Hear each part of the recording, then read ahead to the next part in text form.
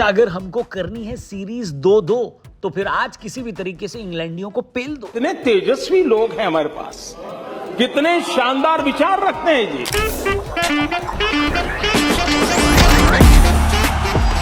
विचार तो मेरे बिल्कुल शानदार है मोदी जी, लेकिन विचारों से जीत हासिल नहीं ना होती, उसके लिए तो मैदान पे लड़ना पड़ता है। और इसमें कोई डाउट नहीं कि हमारी टीम ने शानदार लड़ाई लड़ी है, लेकिन इसके बावजूद आज जब सीरीज का आखिरी दिन है तो उस दिन मेरी हालत ऐसी है, मेरे को तो ऐसा धक धक हो रहा है क्योंकि भाई दुबई वाले इतना बढ़िया रोलर कोस्टर नहीं बना पाए जितना ऊंचा नीचा और दायां बाएं ये टेस्ट सीरीज जा रहा है।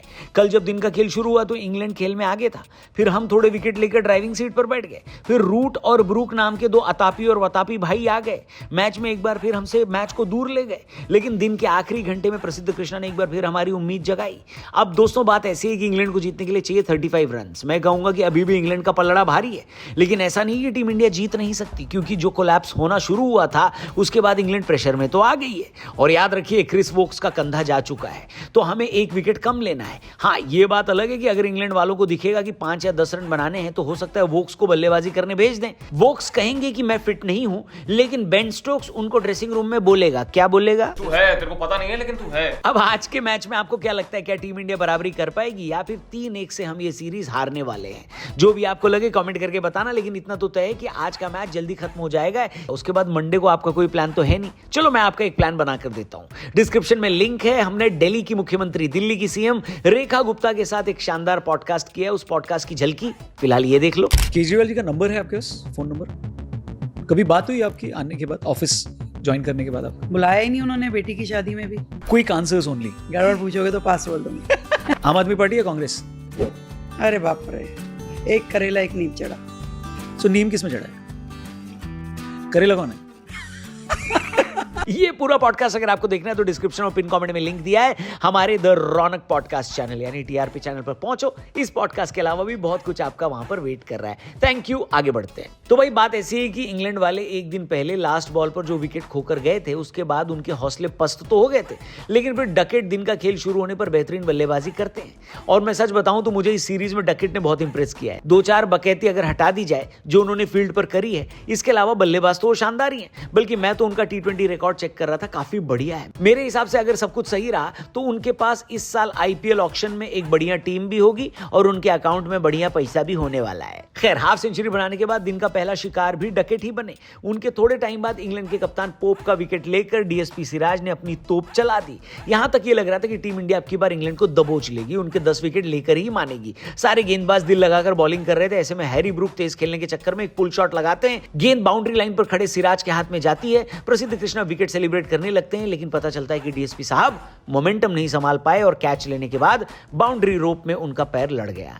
यानी जो विकेट हमको मिलने वाला था वो छक्के में तब्दील हो गया। अब भाई कोई और खिलाड़ी होता तो कसम से सबके मुंह से 3-4 वातानुकूलित शब्द निकल गए होते, लेकिन क्योंकि मामला सिराज भाई का था जिन्होंने ऑलरेडी इस सीरीज में अपनी जान लगा दी है, इसीलिए कोई क्रिकेट फैन उनको कुछ बोल नहीं पाया। लेकिन जो बोल रहे हैं उनको मैं रिक्वेस्ट करूंगा कि भाई किसी को भी बोलना, लेकिन सिराज भाई को मत बोलना, क्योंकि उन्होंने जान लगा दी है यार। हालांकि जान लगाने के साथ साथ हमारी वो भी लगा दी है। एक सेकेंड, आप यहाँ का मत सोचो, मैं ये नहीं बोलूंगा, लेकिन हाँ एक तरीके से देखा जाए तो जब जीवन दान मिला ना ब्रूक भाई को, तब वो 19 पर थे, 19 रन, लेकिन फिर उन्होंने सेंचुरी मार दी। हालांकि चाय के बाद उनका कैच पकड़ा सिराज नहीं, लेकिन तब तक उन्होंने सेंचुरी लगा दी थी। मतलब चाय तक इंग्लैंड का स्कोर 4 विकेट के नुकसान पर 317 रन हो गया था। अब यहां पर इंग्लैंड को जीतने के लिए मात्र 57 रन चाहिए थे। लोग मन मार के मंडे की तैयारी कर रहे थे, ऑफिस का बैग, अपने कपड़े में इस्त्री, ये सब करने लगे थे, क्योंकि सही मायने में इस मैच में अब कुछ बचा नहीं था। खासकर तब जब चाय से वापस आने के बाद जो रूट ने अपनी सेंचुरी लगा दी। एक तो लोग हाथ धोकर किसी के पीछे पड़ते हैं, लेकिन ये आदमी नहा धोकर सचिन तेंदुलकर के रिकॉर्ड के पीछे पड़ गया है। लेकिन यहीं से एक बार फिर गेम चेंज हुआ। पहले प्रसिद्ध कृष्णा ने जेकब बेथल को शानदार बोल्ड मारा, उसके बाद रूट का विकेट लेकर भी मुकाबला एक बार फिर भारत की तरफ मोड़ दिया। भारत ने एक और विकेट लेने की बहुत कोशिश करी और कई बार बहुत करीब भी पहुंच गया भारत, लेकिन शायद ऊपर वाले को ही यह बर्दाश्त नहीं था। आसमान में काले बादल छाए हुए थे। मेरे हिसाब से अगर ये गेम कंटिन्यू होता तो टीम इंडिया ये मैच जीत भी सकती थी, लेकिन फिर बारिश हो गई, जिसकी वजह से चौथे इनिंग का खेल खत्म हो गया। इंग्लैंड ने 6 विकेट के नुकसान पर 339 बना लिए हैं। जीतने के लिए अभी चाहिए इंग्लैंड को 35 यानी 35 रन। इस मुकाबले में ऊंट किस करवट बैठेगा, आपको क्या लगता है? कमेंट करके बताना। मेरा दिल तो कह रहा है कि इंडिया, लेकिन दिमाग कहता है कि शायद इंग्लैंड को एडवांटेज है। जो भी हो, आपकी ओपिनियन कमेंट करके बताना। और अगर ज्यादा स्ट्रेस हो रहा है तो इससे पहले कि मैच चालू हो, आप हमारा लेटेस्ट पॉडकास्ट देखकर आना। डिस्क्रिप्शन और पिन कमेंट में लिंक दिया है। दिल्ली की सीएम मैडम रेखा गुप्ता के साथ एक अमेजिंग पॉडकास्ट आपका वेट कर रहा है हमारे द रौनक पॉडकास्ट चैनल पे, बोले तो टीआरपी चैनल पर। पहुंचो वहां पर। फिलहाल हम आपसे मिलेंगे कल यहीं पर। Thank you for watching, good bye, जय हिंद। और हाँ, इस चैनल को भी सब्सक्राइब करके जाना। Bye bye.